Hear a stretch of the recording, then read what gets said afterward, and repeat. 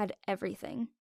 We lived in a big house, drove around in fancy cars, had all the clothes we could have ever dreamed of, and yet, if you told us that one day all of that would be taken away from us, leaving us with nothing, we'd probably have laughed in your faces. Yep, she's right.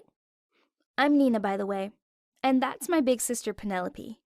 Honestly, our story is so horrific that we've decided it's easier if we share the story and tell it together. So, I'll begin. Like Penelope said, we lived a pretty outrageous life. Everyone at school was always super jealous of us because our parents were millionaires. Yeah, that's right. Our parents created a multi-million-dollar company together. They fell in love in high school and have been together ever since. Well, up until recently. But we'll get to that part soon. As kids, we didn't really realize how rich our parents were. We thought it was normal to have a horse as a pet and to go to Disney World every other weekend. As we got older, we soon realized just how incredible our life was. But then it was too late. You see, a few years ago, our dad kind of went off the rails a bit. I don't mean he went insane. Actually, who am I kidding? He did kind of go insane. He joined this weird religious sect, and he became obsessed with this idea that the world was going to end, and that we needed to prepare for it. Yeah, it was so freaky. I remember coming home from school one day, and he was digging a hole in the backyard, where he said he was going to bury all of our money. He said something about no longer trusting banks, and that's when I started to think he turned loopy. He stopped going to work and stayed in his study obsessing over this religious end-of-the-day stuff. Mom took over at work, and she seemed fine about it, but Dad was basically neglecting us. One day, he forgot to pick me up at school. It was like his only responsibility now that he wasn't really working anymore. I waited outside until it got dark before walking home alone. Dad didn't even apologize. He was getting more and more distant. Meanwhile, Mom was getting busier and busier. She might as well have moved into the office. That's how often she was there. Some nights, she only came back at like midnight, and pretty soon, I started to hear her fighting with Dad. I got the feeling they weren't in love anymore, and it seemed like Mom wanted a divorce. But that's not really what she wanted. What she wanted was Dad to leave the company and give her complete control of it. Even though Dad didn't work anymore, he refused to sign the papers, and this turned into a lot of late-night arguments. I'd just lie in bed at night listening to them scream at each other and wonder where things started to go so downhill.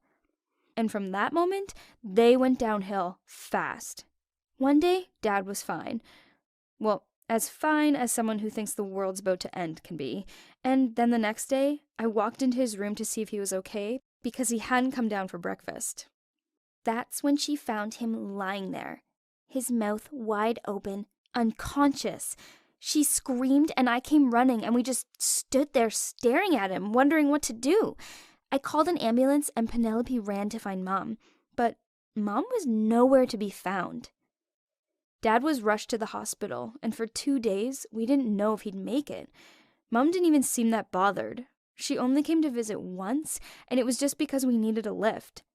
Eventually, Dad woke up, and Nina and I were crying tears of relief. We texted Mom to tell her, and she didn't even reply.